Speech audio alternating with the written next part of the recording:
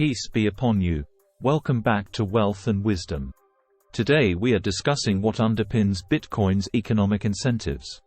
21 million is not just a number guaranteed by software.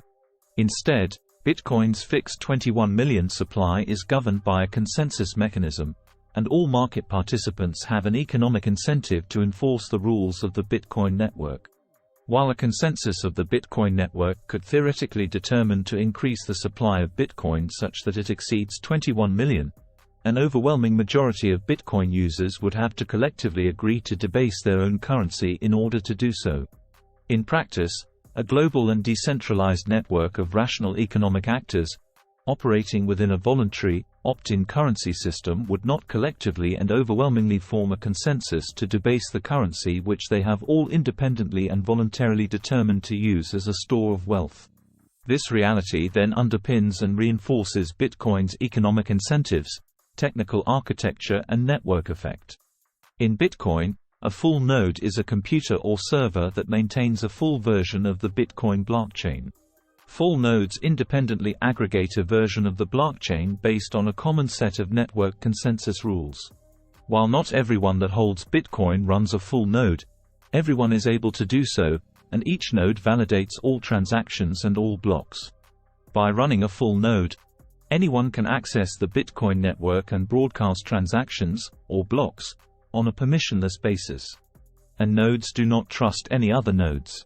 Instead, each node independently verifies the complete history of Bitcoin transactions based on a common set of rules, allowing the network to converge on a consistent and accurate version of history on a trustless basis. To truly feel the freedom of becoming your own bank, it makes sense to run your own node. It is a real-time copy of the ledger that contains your wealth in Bitcoin.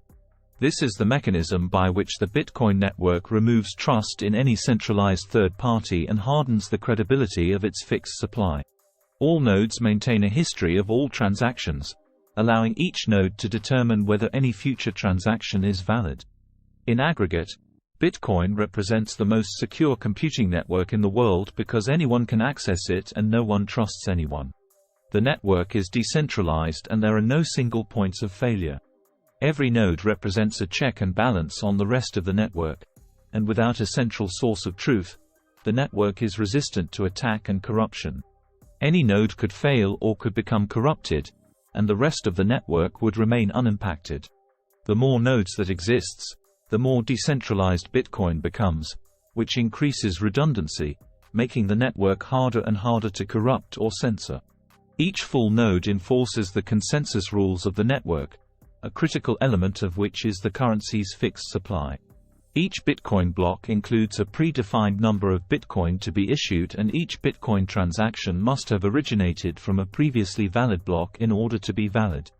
Every 210,000 blocks, the Bitcoin issued in each valid block is cut in half until the amount of Bitcoin issued ultimately reaches zero in approximately the year 2140, creating an asymptotic, capped supply schedule.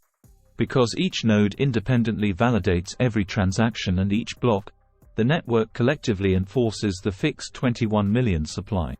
If any node broadcasts an invalid transaction or block, the rest of the network would reject it and that node would fall out of consensus. Essentially, any node could attempt to create excess Bitcoin, but every other node has an interest in ensuring the supply of Bitcoin is consistent with the predefined fixed limit. Otherwise the currency would be arbitrarily debased at the direct expense of the rest of the network.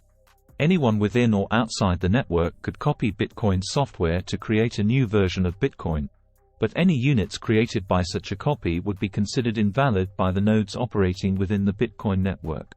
Any subsequent copies or units would not be considered valid, nor would anyone accept the currency as Bitcoin. Each Bitcoin node independently validates whether a Bitcoin is a Bitcoin, and any copy of Bitcoin would be invalid, as it would not have originated from a previously valid Bitcoin block. It would be like trying to pass off monopoly money as dollars. You can wish it to be money all you want, but no one would accept it as Bitcoin, nor would it share the emergent properties of the Bitcoin network. Running a Bitcoin full node allows anyone to instantly assay whether a Bitcoin is valid, and any copy of Bitcoin would be immediately identified as counterfeit. The consensus of nodes determines the valid state of the network within a closed-loop system. Anything that occurs beyond its walls is as if it never happened. If you want your hard-earned money to be saved from debasement, then this is exactly the kind of robust incentive mechanism you want. You no longer have a need to trust people. This is why the Bitcoin community has this ethos: don't trust, verify. Bitcoin is the asset that allows us to do just that. If you learned something today, help out our channel by liking and subscribing. Until next time, assalamu alaikum.